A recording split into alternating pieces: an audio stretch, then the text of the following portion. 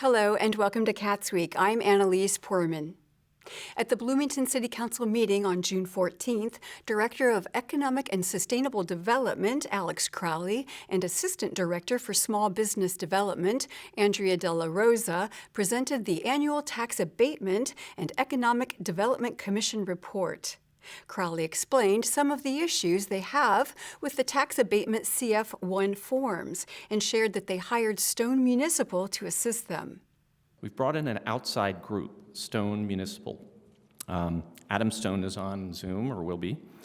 The reason they are a municipal accounting firm, and we brought them on so that they can be a third party to help us take a look at not only what we're analyzing this year, but also to help us think about a couple of things, how we might improve things for the future, and I'll get into that in a minute. This is, we have to acknowledge, an imperfect system, and there are a couple of imperfections that we should draw attention to. Number one, annually, people file what are called CF1 forms, and you'll see that represented. They are chronically not user-friendly. We have major accounting firms serving major corporations, submitting forms, and not doing it correctly. We were even on a phone call this morning trying to get some clarity on some of the forms that were submitted with a significant accounting firm. And they reiterated these are not helpful. And so we got a lot of information in. We've had to chase it back and forth over time, and we do this every year. The second imperfection is that while we take the not required step of communicating well in advance to tax abatement recipients that they should be submitting their form, not everybody does. And they don't do it on time. And so we have to chase them down sometimes. And in fact, this evening, we'll talk to you a little bit about a situation that we have where we have not yet received the CF1 form. So there's no way that we can actually recommend that particular tax abatement. There's a process associated with that. And then the last imperfection in the system is that there's actually a regulatory compression of time. So the annual abatement reporting is due on May 15th, and there's a very short window before you all leave, and you need to be making a judgment on these in that compressed window. And all of that analysis, all of the back and forth, all of the chasing people around has to happen within that window. So that's why you got a couple versions of this thing over the last couple of days, and I apologize for that. We were updating it in real time as we were getting better information. So a couple highlights from this year. Number one, the Economic Development Commission unanimously approved staff's recommendation last Friday, so just a couple of days ago. We appreciate Councilmember Flaherty, who serves as your representative on the Economic Development Commission, being part of what ended up being actually a pretty lively discussion. There were some issues and challenges, and the Economic Development Commission did a nice job really kind of probing on certain parts of our recommendation. De La Rosa walked through specific properties that received tax abatements. She specifically highlighted the Catalent tax abatement. The active ones are 1506 for personal property and 1904 for both real and personal property. The passive abatement is the one the council most recently approved last year via Resolution 2206. These abatements cover separate expansion phases and employee growth projections. The city's initial abatement was with Cook Pharmica, which was acquired by Catalent, Indiana. Real property and personal property abatements have distinct phases. CF1s report blended employment figures across the abatements. CF1 data reflects the total annual payroll and year-end headcount. Catalent's 2022 Resolution 2206 abatement is pending. In other words, the company has chosen not to trigger the abatement benefits via submission of a CF1 form, and therefore not included in the compliance assessment. The staff finds this abatement compliant with proposed commitments. De La Rosa said that Catalent has exceeded commitments set to receive the abatement. In summary, personal property capital investments for 1506 exceed commitments. Real and personal property investments for 1904 exceed commitments. Cumulative employee growth significantly exceeds commitments. CF1 data reflects the total annual payroll and year-end headcount. Therefore, staff recommends a finding of substantial compliance for Catalent across all abatements. The following two abatements have received formal approval from council but have not yet been activated. I referred to it earlier. Catalent Resolution 2206 approved real and personal property abatements for Catalent for a total capital investment of $350 million and 1,000 jobs at an average salary of $32 per hour or $66,560. Catalent has not triggered this abatement at this time. Catalent has until December 31st, 2026 to substantially comply with the terms of this abatement. Later, the council discussed an ordinance to increase the fees for waste disposal services. Director of Public Works Adam Wason shared an overview of the 5 rate models proposed to meet the increase in cost of the sanitation program. So as proposed and as presented last week, staff provided 5 rate models for consideration of the council. These models begin with the 5 models begin with no reduction of the general fund support, but raising rates just to meet the rising costs we've incurred, and 4 models that would reduce the general fund subsidy from 25, 50, 75, or 100%, depending on the will of the council. The reason that rates need updating, as I mentioned, is the rising costs in both our disposal and recycling processing fees, but more significantly, just overall cost increase across the board for supplies, fuel, vehicle maintenance, as I highlighted last week. Since the inception of the new modernized sanitation program, we've had great successes. Resident satisfaction with waste disposal services have increased over time, according to the community survey. And beyond that, and most importantly to me, is that our serious injuries and workers' compensation costs have been going down since this inception of the new program about 5 years ago. Following Wason's presentation, Councilmember Matt Flaherty commented that he did not think that the council was ready to vote on the amendment that he and Councilmember Steve Volan had proposed. I would actually rather not present this amendment, given Mr. Wason's comment that he's not ready to sign off on it as a technical matter with respect to modeling the proposed reduction phase-out schedule of the general fund subsidy. I think it's sound. I was going off the 2022 numbers of customer cart breakdowns, and I took an approach that matches the current approach of pricing based on cents per gallon, and had a schedule of increasing over time, pricing each cart size at the same cents per gallon, regardless of size, again, with a schedule. And I think the revenues generated in the model are sound and roughly align with the numbers we have from the administration, but I couldn't confirm that without underlying assumptions and confirming with Mr. Wason. So I just don't think we've had the ability to meaningfully explore this. I mean, the issues are still relevant, but we're just not in a position as a council to vote on this amendment tonight, in my opinion. Next, Council President Sue Scambaluri shared her proposed amendment, which would continue to increase fees from the general fund. Amendment 2 proposes is no general fund support reduction. I've discussed this at the last couple constituent meetings I've had and gotten some feedback in that arena. And one of the clear themes that keeps coming up in conversations I've had in those meetings and elsewhere is that by and large, residents understand the need for cost increases. They understand that fuel is more expensive. They understand that maintenance of our equipment may often have costs that escalate over time. So I've not encountered many reservations about increasing fees based on increased costs. What I have heard is concern about reducing general fund subsidies, particularly right now. I don't know that I would rule them out forever, rule out a reduction in general fund subsidies forever, but particularly in light of our recent increase in the ED Lit, particularly in light of having removed and reduced the services provided through the leafing program, particularly in light of a referendum that will come up this fall for the Monroe County Community School Corporation. It seems to me that now is not a time to reduce general fund support for this very basic foundational city service.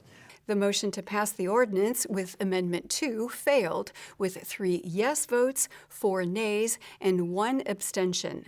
Scambaluri said that she is in support of increasing the rates to meet the cost of services. However, she said she was not in support of the proposed increase.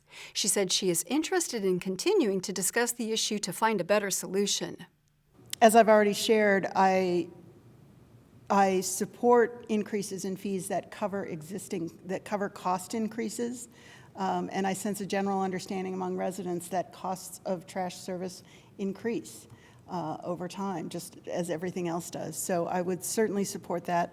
I can't support at this point a 58% increase in 35-gallon fees, 76% for 64-gallon, and 95% for 96-gallon, and that's currently where we are with this piece of legislation. So I think, in a sense, there is much more discussion to come, and I look forward to that because this is a complicated issue. And I think this particular legislation, as it has come to us, doesn't necessarily contemplate multiple moving parts. So I look forward to those discussions, but I would not be supporting this particular legislation this evening. The ordinance as originally proposed also failed with a 3-5 vote. The Monroe County Board of Commissioners met June 14th. During department updates, Health Department Director Lori Kelly updated the council on vaccination programs. So the FDA recently approved the oral antiviral Paxlovid for treatment of mild to moderate COVID-19 symptoms in adults who are at risk for serious illness. Those seeking this treatment should contact their medical provider. And the Indiana Department of Health is starting its 2023 Smart Start vaccination program. Later, Monroe County Fleet and Building Manager Richard Kreider made a request for the approval of a quote to update heating and cooling equipment at the Curry Building. This request is to approve the quote submitted by Riverway Plumbing and Mechanical in the amount of $13,847 to replace System 3, which heats and cools the atrium at the Curry Building. The current equipment is outdated and in need of extensive repair and can no longer provide cooling. The scope of work includes removal of the existing heat pump system and installation of a new 5-ton American Standard 3-phase heat pump with matching indoor air handler and heat kit. The motion was approved 3-0. The Monroe County Council meeting on June 13 began with a public comment. Monroe County resident Greg Alexander spoke on behalf of pedestrians wanting to access the Monroe County Public Library. He asked the council to petition the planning department for a more accessible entrance into the library while construction is underway on the sidewalk outside. So instead of building a temporary sidewalk, they're going to wait 1 year, maybe 2 years, possibly 3, probably not 3, right? We're going to wait for that sidewalk. So we've got an IOU as a pedestrian transportation facility. An IOU is a very usable pedestrian transportation facility. People are walking in the dirt. People are taking that long trip around. People are walking in the parking lot for no reason, and in the driveway, sharing driveway with cars that just came off of Fullerton Pike. So when there's going to be construction, that driveway is going to be torn up. 100 foot of that driveway that they just built is going to be torn up. Are we expecting that maybe for 6 months or a year, there will be no driveway access here? No, they're going to work very hard to maintain driveway access. But at MCPL, the pedestrian closure has already begun. It's not even that hard of a problem. If you just look at it, the grade will change, but right now the grade is level at 2 different places they could build an appropriate walkway. It would cost almost nothing. They have spent so much money on this project already. Anyways, I'm coming to you guys because this body paid for about half of the library's construction costs, and this body also funds the county planning department. County planning has a responsibility to review site plans for pedestrian connectivity. They cannot be accepting IOUs in lieu of ADA mandated accessible routes. They need to know that you have their back on this. And the other thing, you need to make sure the library knows this is not an uncorrectable problem. We could build an appropriate sidewalk tomorrow. It is not hard to do that. Thank you. Next, the council approved a motion to continue the Juvenile Detention Alternatives Initiative in Monroe County for the 2023-2024 grant year. The program is completely funded by the Indiana Department of Corrections and helps create alternatives for securely detaining youth. Our county has been involved in this initiative since 2014, and I was kind of going through my head about how much grant money we received since that time, and we're close to $1 million that we've brought into the county to help provide services. And the purpose of Detention Alternatives is to keep our kids in our community, right? And to provide any services that we can safely in the community that keeps them at home and provides interventions so that they make it on a better path. And we keep kids out of institutions for as long as possible, and hopefully, for the vast majority of kids forever, that they never have to enter that. So this grant helps us do that. We provide, the first part of it is the $15,000. It's kind of provides for coordination of services, helps with some administrative costs, helps with some software, some training, things like that. The second piece of it is really that programming piece. All of those interventions and services that we're able to partner agency with in our community, partner with agencies to provide in our community, like Girls Inc., like Centerstone, like the Warehouse, and places like that. So we would love your support to be able to continue on with this grant and have it appropriated and spend the money out. The Monroe County Council will meet again on July 11th. The Bloomington Commission on Sustainability met on June 13th and announced that the City of Bloomington has applied for a grant to install electric vehicle charging stations across the city. And just to let everybody know that we were able to submit a charging and fueling infrastructure grant last night. We got it in by 6:30. It was due by midnight.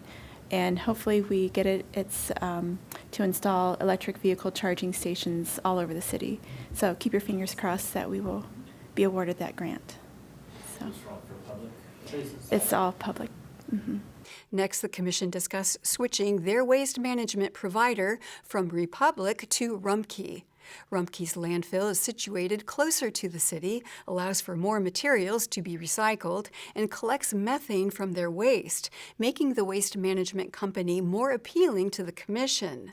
The Commission will be putting together a call to action to move the city's waste management to Rumpke.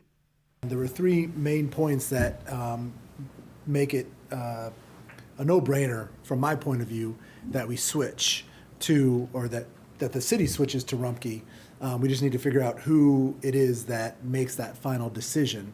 But before that even happens, the city, by sometime in August, need to give Republic, per the contract, 60-day notice saying that they are that they want to get bids, because if they don't, the contract auto-renews for another year. So the three main reasons, and I'm sure there's plenty of others. One is that the landfill that Rumpke uses is 35 miles away, 35 miles away, whereas the landfill that Republic uses is 67, 68 miles away. So when you're considering the miles per gallon that these trucks get, that's a massive win in reducing the impact of how the carbon impact that it takes to get the trash to the landfill. The second thing is Rumpke collects methane from their landfill. I know that this is something that Matt Flaherty was very interested in. He gave me a statistic that 60 to 90% of the methane is collected, whereas Republic does not collect methane from their landfill at all. So that was what was most interesting to him. And then, so that's on the trash side. On the recycling side, a goal that Waste Management had was to look into Tetra Paks. If you're not familiar with what those are, think of your almond milks, your soups, things like that comes in those. Republic does not recycle those. Rumpke does. And if we look at our climate action plan, the city wants to reduce waste going to the landfill by a certain percentage by 2030. That is seriously low-hanging fruit. Now, with all that being said, like I said, it seems like a no-brainer to me. The city is planning on increasing rates because as Emma read that Matt's email, right now the city subsidizes almost 50% of the cost of recycling and trash. I think it's like $18 is average. So they're planning on upping it to $36 from what I read from an article in the paper. So now would be the perfect time to switch providers, even if Rumpke ends up being, let's say, $4 more per month per resident. Well, they're already doubling it. What's a few more dollars? Now, I say that, but a few more dollars can make a massive difference to plenty of people. Still, the long-term impact of less miles, collecting the methane, and being able to recycle more seems like, once again, an absolute no-brainer. The Bloomington Commission on Sustainability will meet again on July 11th. On June 12th, at the Ellettsville Town Council meeting, Town Attorney Darla Brown opened up 2 bids for the Pavement Resurfacing Community Crossings Matching Grant Project. First one is E&B Paving, LLC, $186,044.38.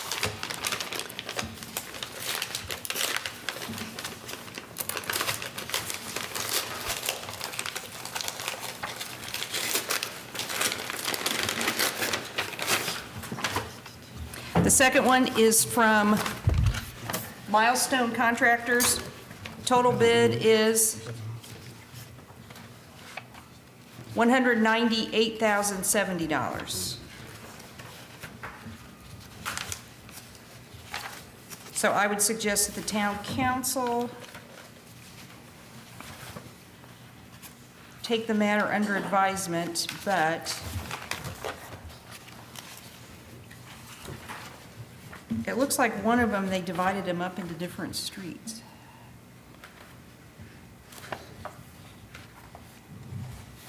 Okay, I think they were just off a line. So I think the bid is $198,070 for Milestone. So I would ask the town council to take the bids under advisement so that the specifications can be reviewed by Denise Line and the street department and possibly Michael Farm. The council voted to table a motion on the bids until they have further advice from town staff. After that, Brown explained a new resolution to nullify previous resolutions regarding the tax abatement for Richland Senior Citizens Housing Incorporated. This was on the agenda for the last town council meeting, and as I believe I explained, the whole purpose of this document is to get the paperwork caught up for the auditor's office and the assessor's office. The town council had earlier granted a tax abatement for Richland Senior Housing Project, and now that the project is nearing its completion, the pilot payment in lieu of taxes agreement will kick in, and so we need to, or we have been asked by the auditor's office to prepare a resolution and submit it to them so that they can have a clear record of what's going on. The council voted to table the ordinance. Next, Fire Chief Kevin Patton said that they're about to hire 4 full-time officials, which will leave a gap in the department's number of part-time employees. Councilmember Scott Oldham said that they should not wait to hire the part-time fire department employees. This just seems very cumbersome. He's not impacting the budget at all. He's using up his hours. Let him do it internally. Let him do it internally with the town manager's acquiescence. Because they're not, while they are sworn firefighters, it's not that we're conveying some power of law on them as we are the part-time police officers. It just seems very cumbersome. Again, he's competing for folks. Right. So to make them wait 2, sometimes 3 weeks before they have an answer, that just seems... Oldham said that having people wait for weeks to hear back about whether they got the job is, quote, a recipe for losing folks, end quote. The town council agreed to draft an ordinance that would change the policy before their next meeting on June 26. And that's all for CATSweek. Thank you for joining us. For CATS and WFHB, I'm Annalise Poorman.